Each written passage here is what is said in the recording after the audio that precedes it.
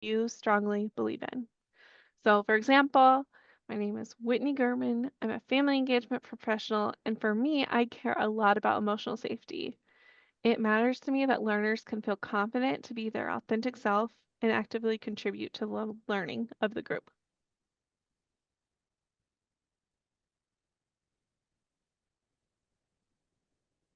Hey, Latonia, we're so glad you're here.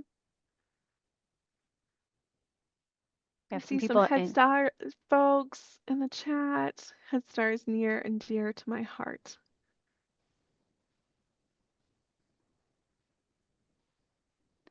I'm Hear that it's seeing. relevant, Mm-hmm. evidence-based. What do you see, Sarah? I'm seeing practical, and when the connection is explicitly made to the attendee's work, definitely. Those relationships too. Mm-hmm. These are great. I see, we've got people from Durham and Virginia, and our Ohio people, Cincinnati, Kentucky, Cuyahoga County, just all over the place here, Yeah. which is just so exciting for our Thank you virtual so PD party here much. today. Yeah, thank you so much for being here, everyone. We'll go ahead and introduce ourselves, but please continue to use the chat to introduce you if you haven't already. My name is Whitney Gurman. I'm a learning coordinator at our center, and in my role, I lead efforts to support, develop, and advance professional learning among schools, district leaders, and other family-facing professionals. So I give special attention to our annual leadership summit. You're all here. It's working. I'm so glad to see you. Our statewide advisory council and Ohio network of partnership schools. I also have the pleasure of working alongside Sarah. Sarah, I'll turn it to you. Yes, thanks, Whitney. So my name is Sarah Deshawn, and I'm a Family Engagement Learning Coordinator at the Ohio Statewide Family Engagement Center. I project manage a program for 21st century community learning centers called 21st Cafe. Some of you may have been in my earlier session earlier when we had some of our participants of that program join us to share about out of school time family engagement. And so I also help with the professional development here at Ohio Statewide Family Engagement Center, project managing it and facilitating it. So if you join us any of our upcoming seminars here within the next couple of months, you might see me.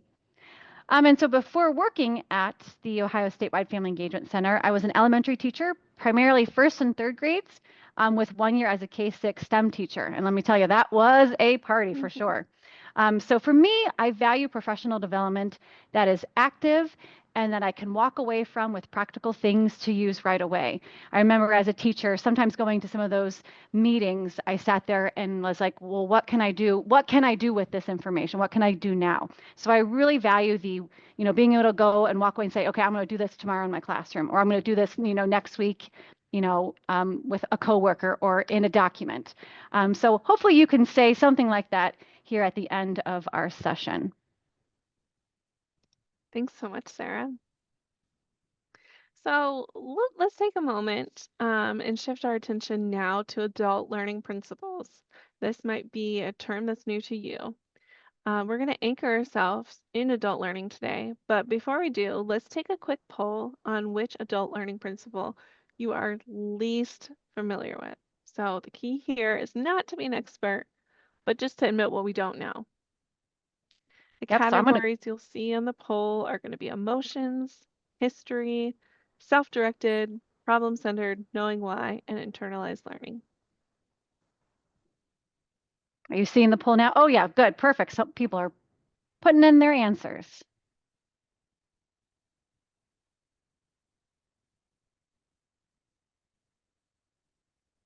Winnie, are you able to see the poll on your end? Yeah, I can. All And right, we'll so you share see, it all with you soon. We so I'm have seeing, about 60% of yeah, folks. internalized learning is the least familiar with so far with 50%, followed by knowing why and history, both at 16%. followed by problem-centered, 6%.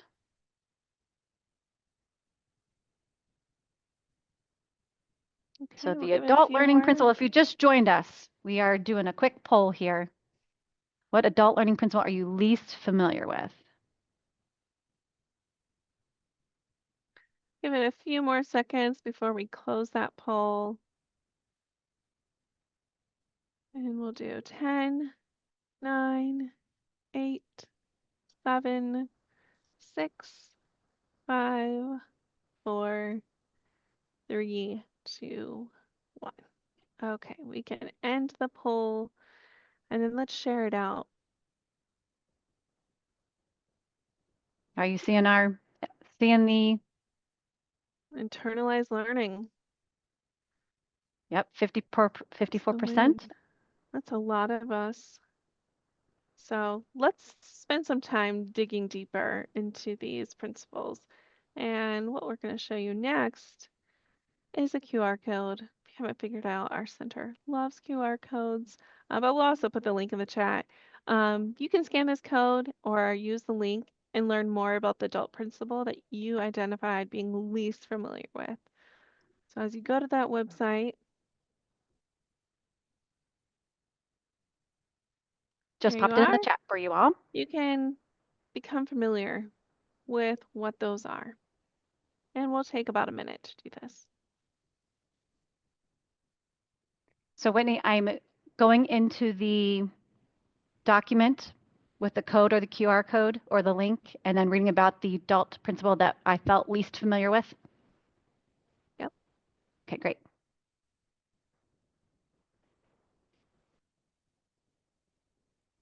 And as you're finishing up, feel free to pop in the chat or like an emoji, a thumbs up, that you are ready to continue on.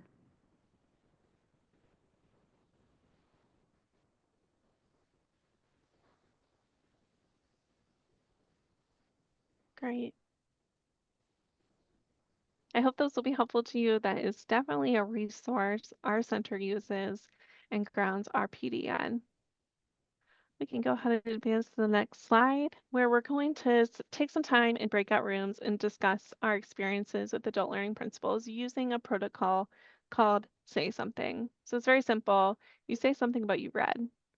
These are the sentence starters. And again, this is something that you can use in your own PD to help people engage in a resource or reflect on an activity. So the question, can you help me understand? A brief summary. This part is about a key point. What's the most important thing here? Or an interesting idea, a perspective that is something new.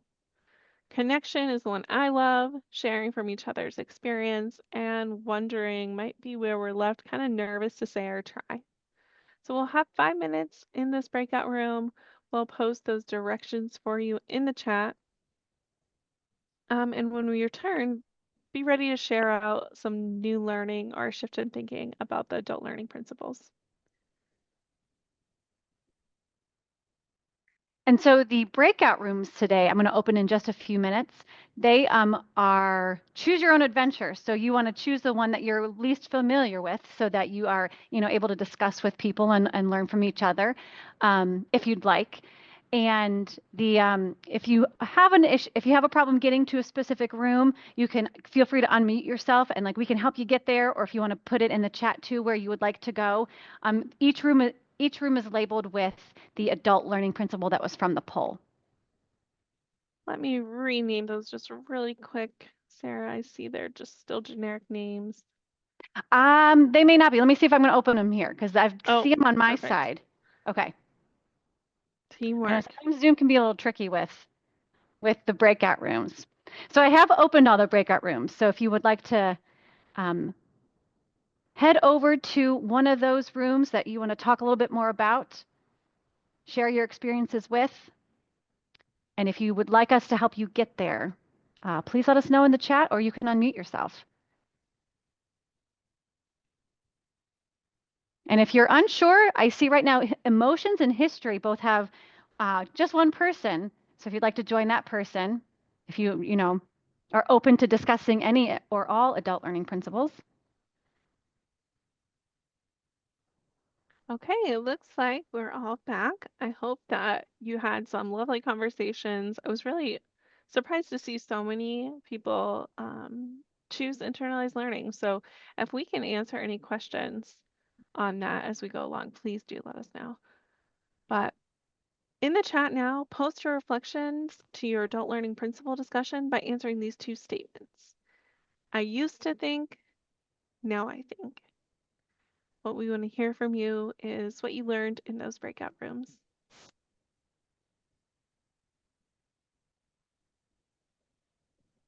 It looks like we might, do we have everyone from the breakout rooms? Sarah? That didn't work.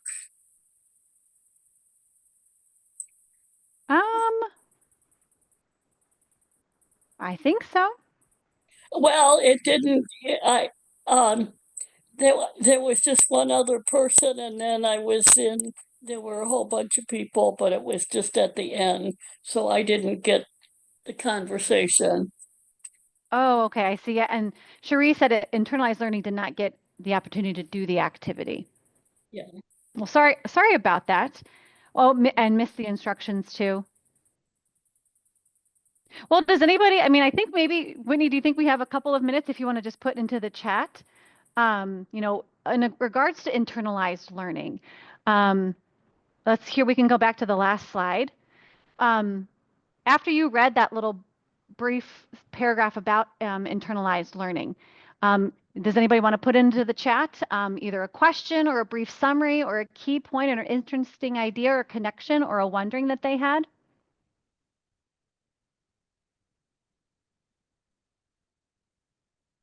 Oh, I see, Maria, the one we get when they got back to the group. Okay.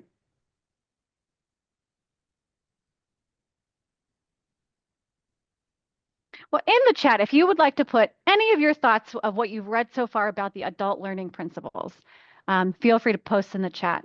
And Whitney, what was our debrief here again? So here we're posting our reflections on the adult learning principles by answering these statements. I used to think, now I think. So as you were looking at those adult learning principles, maybe you had a shift in perspective, something you hadn't thought about before. This is the time to do it, of what new learning, what new idea, what shift happened for you. I'm happy to give some examples too. I know for me, something I've had to work really hard at is that adults come to learning processes with previous experience and knowledge.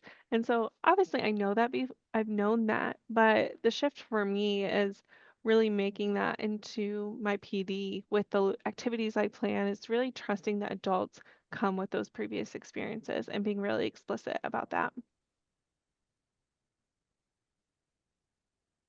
Yeah, and Shuri, post in the chat if you were wondering if we needed to create something after the PD, which pushed them to use the learning in their job or day experience. And I think that's that internalized learning piece. Like adults need time to process what they've learned and to put it into practice.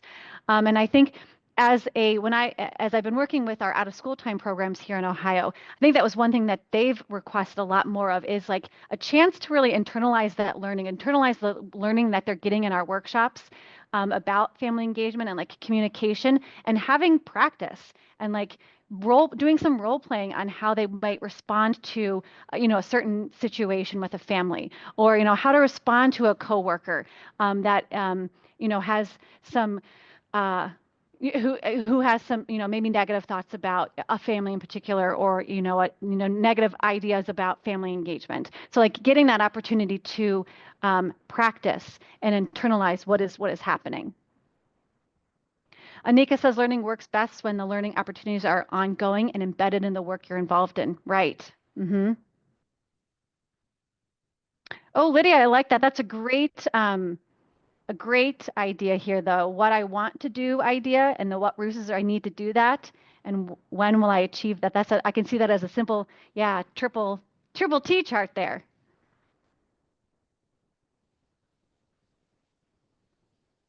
Yes, they definitely, ST, I agree. They need to put a time to put into practice, that practice part. Yes, definitely. maybe this would be a good time for us to share our center's vision. Yeah. And we'll share a little bit about the intention put behind our professional development in hopes that it will help you as you craft yours later on today. So our vision, first of all, we'll say you're seeing the term professional learning. That is by design. Training is a word that we've put to rest, to bed. It implies that learners are passive in receiving something, whereas learning, we think, really puts action. It's a verb behind it. And so you'll see that reflected in our vision, that our vision for professional learning and family engagement is to bring research to action through high quality professional learning opportunities based on adult learning and family engagement principles. We envision professional learning that excites and inspires educational professionals, families, and community partners, and provides opportunities to design, develop, and use tools and strategies they need to work together so that all children have success in learning and in life. I'll turn it over to Sarah to talk more about how we've done this from the very beginning. Oh gosh, yeah. So here's our story. So you might be wondering, like, how did it come to life here? And so in the beginning, the Ohio Professional Learning involved 2 in-person events, one for the National Network of Partnership Schools and one for the Partnerships for Literacy, while one was online for our Ohio Family and Community Engagement Network. During COVID-19 pandemic, we had to pivot, like many did, in figuring out how to offer professional development online. Our colleague, Dr. Hadley Bachman, reached out to the professional development specialists at EL Education, since they have been doing professional learning online for a while now, and to learn their tips and tricks. Additionally, we did a literature review that was completed about professional development, online learning, and adult learners. So with these resources from the EL Education and knowledge from the literature review, we created a high quality criteria checklist was written. And from that, we wrote our vision statement for professional development. And in the years that followed, we've created our first online course, Foundations of Family Engagement, our online news and guidance, an online professional community called Fellow Engagement Leaders of Ohio, Family Engagement Leaders of Ohio, which is short for fellows, and then our Family Engagement Leadership Summit that you're here with us today. We also additionally now have 8 research briefs, a catalog of 5 online seminars, and the opportunity to earn family engagement digital badges, which you'll hear about at the end if you haven't heard about that yet today. So we would like to share with you some of those documents we mentioned in our professional learning story that you can take with you today to help your professional learning grow and hopefully yours too. So Whitney's going to pop into the chat these first 2 documents. The first one is our high quality criteria checklist that we developed from the sources within the literature review that was done. And we pull this out all the time when we are thinking about our professional learning. And we go through the checklist and we create goals around specific pieces of those of that high quality criteria. The second is our PD template that we use to begin every and any professional learning experience, whether it's an online webinar, an in-person workshop, or a hybrid learning experience. We go through all of the pieces and the parts of this PD plan so that we really think through our adult learners. And yes, Whitney put every single time, because I've done it before, not going through it, and it's been quite a hodgepodge of ideas and not always super great. So we go through the PD plan every single time and all those pieces and the parts to really think about our learners and how they are learning and what we can do, to assist in materials and everything for our professional learning. So hopefully you can use those two things to help your professional learning and your professional development. So additionally, there are a few other practices that we strive to have in any webinar, workshop, or other professional learning opportunity to engage and inspire our learners. First, we want to give you a few ideas on how to get your audience actively engaged in your professional learning. One way is through discussion protocols. And so unfortunately, with our time strains here today, but we hopefully some of you were able to experience that say something protocol. That was a discussion protocol. And the reflection prompt, I used to think, now I think. So these protocols help your audience actively engage. Instead of just going into a breakout room and staring and looking at each other, there are certain guidelines that you use to begin those conversations. And so the purpose of these protocols is to encourage everyone to participate by providing structures that give each person a meaningful role and an opportunity to share ideas and feedback. Yes, ST, these discussion protocols are on our website, and Whitney is going to pop right now that link into the chat so that you have some ready to go. There are discussion protocols for looking at text. There's discussion protocols for looking at data, icebreaker kind of community building discussion protocols. So we have a whole bunch of different types on our website there. The next is accessibility. Just as we instruct learners on the best practices to engage all families, we make sure the content that we're teaching is accessible to all learners. We design and check our PowerPoint presentations and our Word documents to meet what is the Web Content Accessibility Guidelines. Sometimes you see it in the acronym WCAG, WCAG 2.1.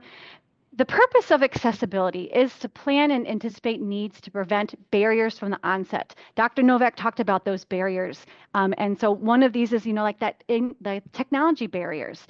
It is what we do as a proactive measure to make content available to all users, including individuals with disabilities. So Whitney put it in the chat, a direct link to the WCAG, the Web Content Accessibility Guidelines. But we here at Ohio State Wide Family Engagement Center, it's a constant learning process for us as a team. And so we've compiled a list of guidelines that we started with and that we hope that maybe that can help you get started. And so the next QR code here and the link that Whitney's going to pop into the chat is the accessibility considerations that we've really focused on. I'm not going to go through all of them.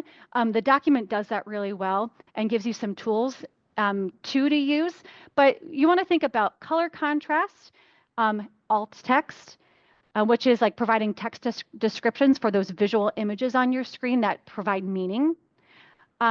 We have different fonts as well. Sometimes, I don't know if you've ever been in a workshop or a webinar and there's, cursive or really light font or something that's, kind of hard to read. So there are fonts that are better than others. And so we call those sans serif fonts, like Arial or Calibri. They don't have like the little tags on them.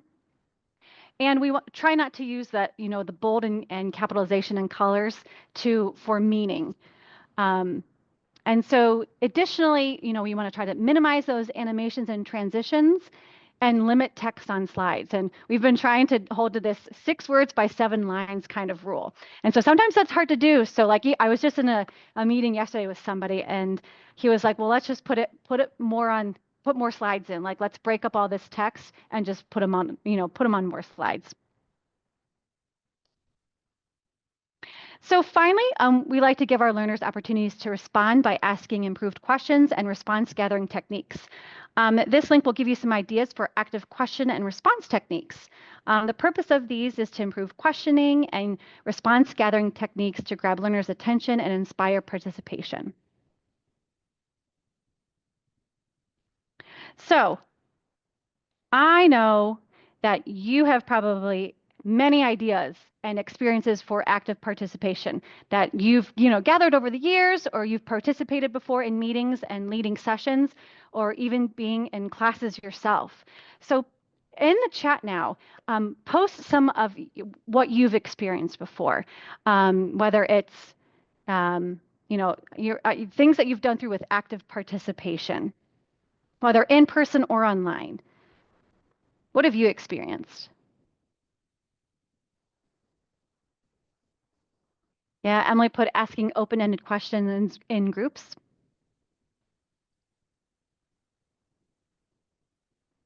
Hi, Melissa, the waterfall chat. Get ready for it. Here's a sneak peek. We're gonna be doing that in a little bit.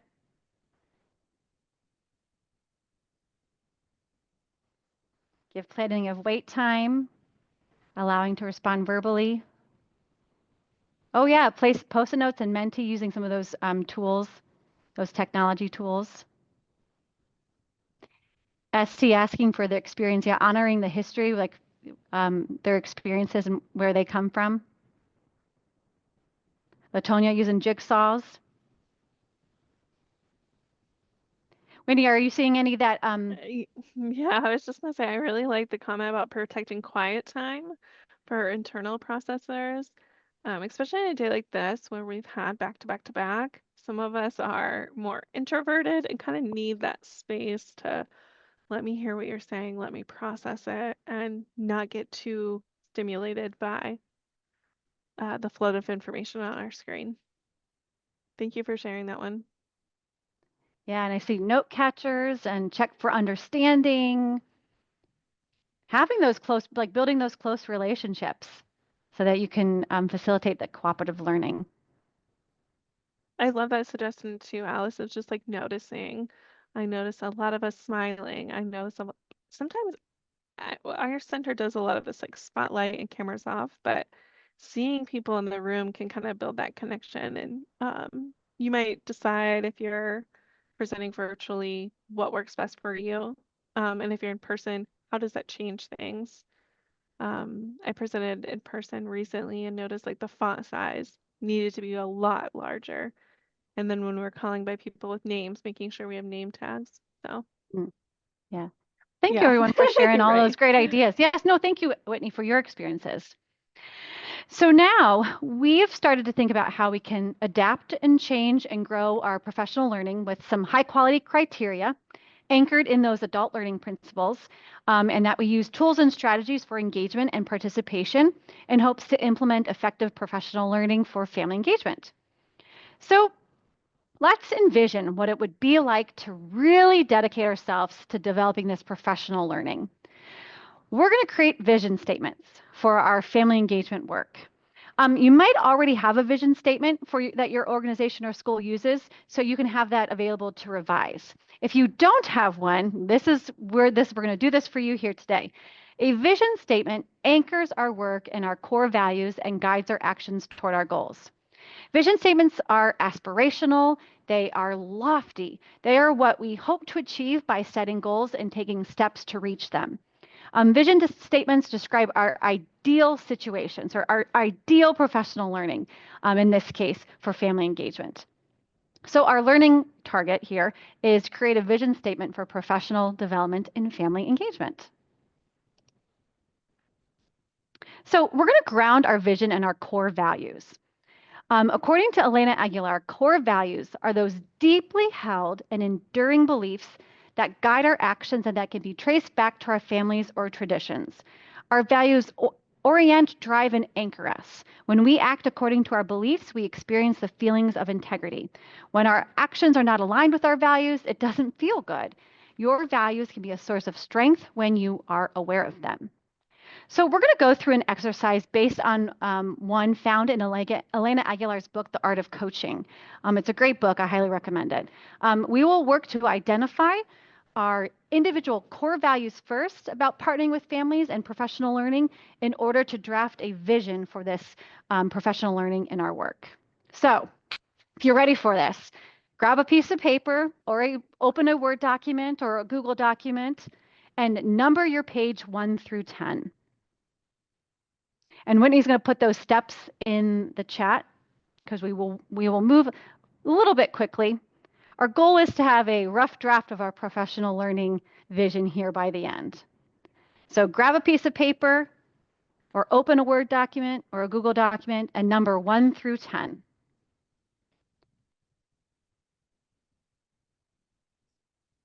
And again, like last time, if you are like ready to go, you can put a thumbs up in the chat so I kind of can gather that people are ready to move on.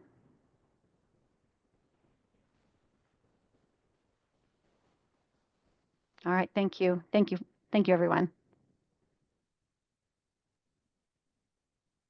Okay, so we have on the screen these possible list of possible values. Now, some of these values, you might have values that are not on here. Feel free to add your values.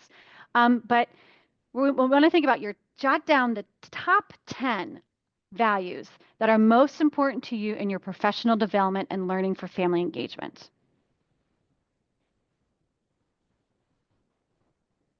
So you're going to jot down 10 of these values that are most important to you in your professional development and learning for family engagement.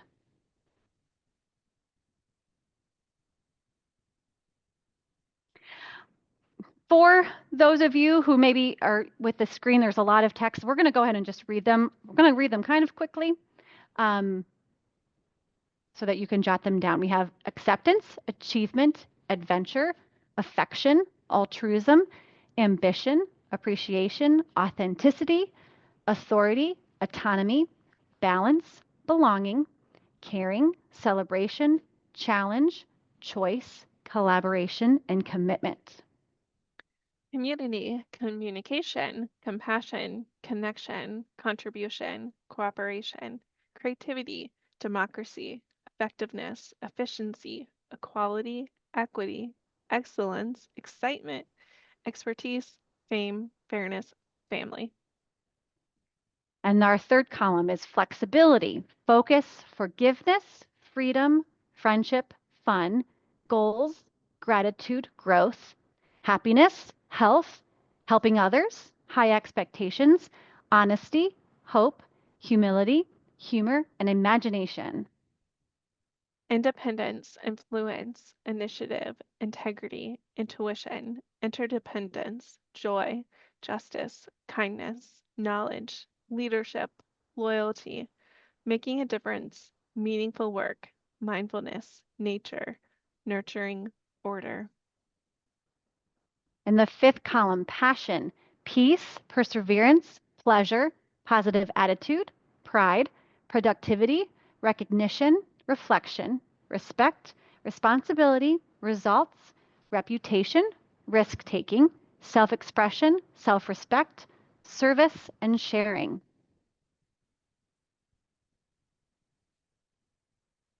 Oh, sorry about that, Sarah. No, I fine. didn't see I that can last go ahead and read column. it. Yeah. Solitude, success, support, teamwork, time, tolerance, togetherness, tradition, travel, trust, truth, unity, variety, and zest.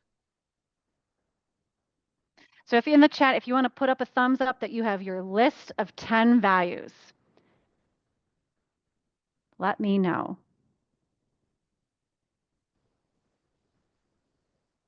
All right, so here comes the hard part. We're going to try to get the picture of our family engagement learning and our values more into focus. So now, narrow down your list by crossing off 5 of the words that don't feel quite as essential as the others. I know it's hard. 5 words, cross them off, that don't feel quite as essential as the others. Then give me a thumbs up.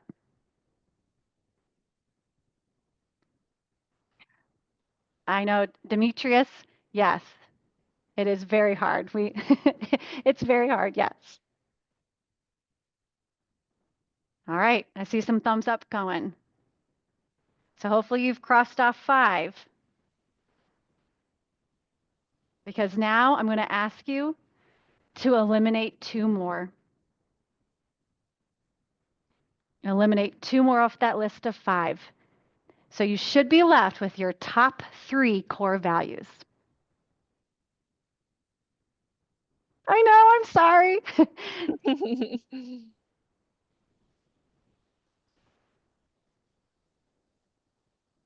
It's kind of like the ST is kind of like the process of discernment of what really matters to you. Mm-hmm. That's how I view this activity. It's going to get harder, everyone.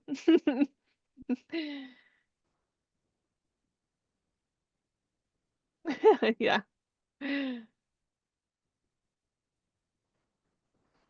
All right, so hopefully you have your top 3 core values after you've had your from 10 to 5 to 3. We won't make you do one. Nope, I was going to say there's no more crossing off. We've got your top 3 core values. So we're going to use those here to write our vision statements, the start of the vision statement. This, is a rough draft. It won't be perfect today. It might not be, hopefully it's never perfect. Hopefully you're always striving to do better when it comes to professional learning. So we're going to start here. So keep that piece of paper handy or that Word document because we're going to respond to each of the questions as they appear on the screen. And then at the end, we'll combine all of these answers from our sentences into a vision statement. And again, it won't be polished. It'll be kind of a rough draft, but it'll be something that we can at least move forward with. So your first sentence is, my core values are.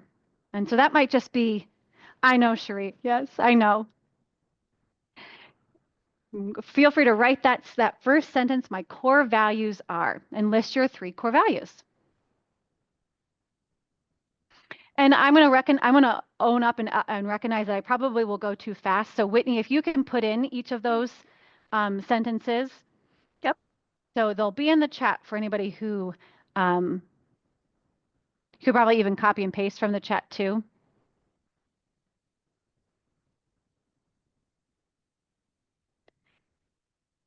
So now,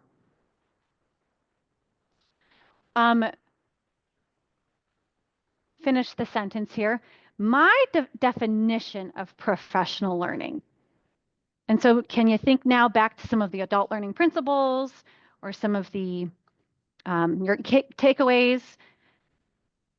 What is your definition of professional learning? Yes, you can answer all of these questions just, independently right now, and we'll we're going to do a chat waterfall here at the end of all of your sentences.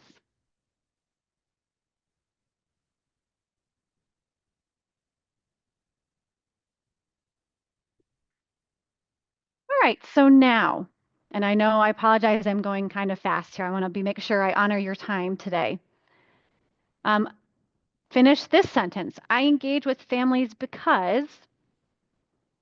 Why are you engaging with families?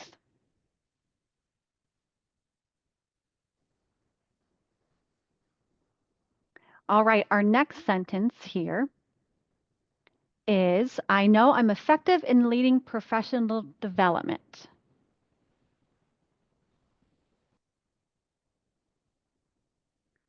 And I think this is our last sentence. I hope that as a result of professional learning, this will be true.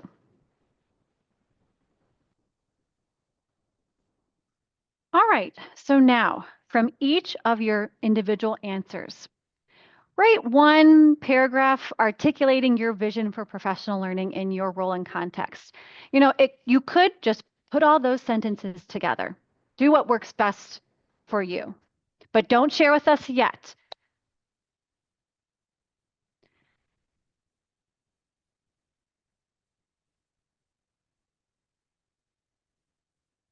So you're writing one short statement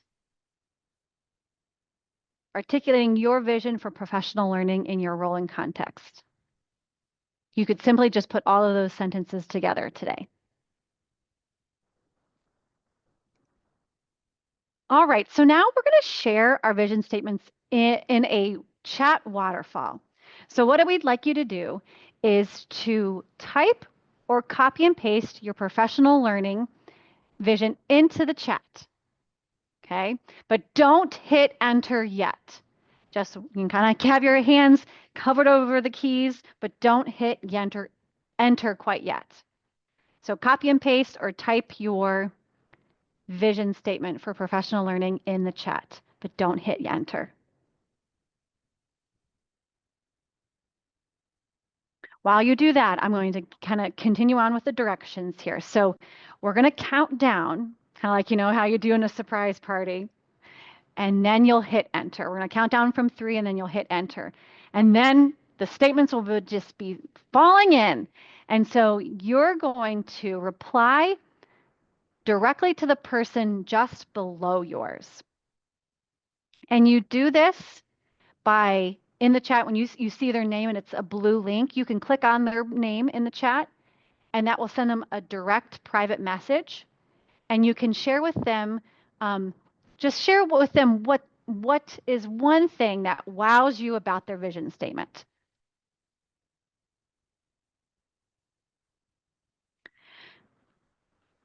So if you're ready and you've copied and pasted or typed it in, we'll count down in 3, 2, 1, enter your vision statement. Yay, there's coming in, yay. We've got a few here. So you're going to have to scroll and find your name where you posted in the chat your vision statement. And then look to the person directly below you and click on their name, and you can send them a direct message about what wows you about their vision statement. So if I'm looking at the chat, Alice will message Maria. Maria will message Emmy. Emmy will message Liz. So go ahead now, and if you haven't yet, go ahead and hit enter and send us your vision statement. And thank you to those who have shared in the chat already. If you'd like to, you can find somebody in the chat and read a few others and give them your feedback. Oh, thanks, Latonia. Yes, you can do this activity with others at your organization or your school. Create a vision statement together. Maria, what wows me about yours is that your values of authenticity. I think that's really important in our work with families and the connection and respect. All right, well, thank you everybody for joining in on our vision statement creation here. In the chat, we've done a lot here today about professional learning, and we shared different activities to do, and we started with the adult learning principles. So pick one of these here to reflect on. This is a head, heart, and hands reflection that Whitney brought to us, to our team. So your head. So what is something that you're thinking about now as we end here our day, either in professional learning or family engagement in general? Or think about your heart. What is something that's inspiring you? And then your hands. How are you considering applying this, whether it's professional learning or anything in the sessions that you listened to today? Because we are at the end of our day. So in the chat, you can post a head, heart, or hand reflection. And while you're doing that, we've got a couple of things to share with you. Our digital badge opportunity with our seminar catalog. We have a lot of great seminars for individual professional development. And so if you want to join us, there will be more information online about the different seminars that we have. But you can, the great thing is you can earn digital badges with every seminar that you attend. And so we will have our first seminar, Foundations of Family Engagement, is the first one, and will be in February. And then we also have the multi-tiered family engagement seminar that will come later in April. And then we will continue these seminars. We also have a resource here, news and guidance for educators. So Whitney's going to put this in the chat. You probably have seen this today. Other sessions promoting our news and guidance. It's a newsletter that comes out every other month with information and resources on family engagement issues. We'd love to hear feedback from you on this professional learning experience.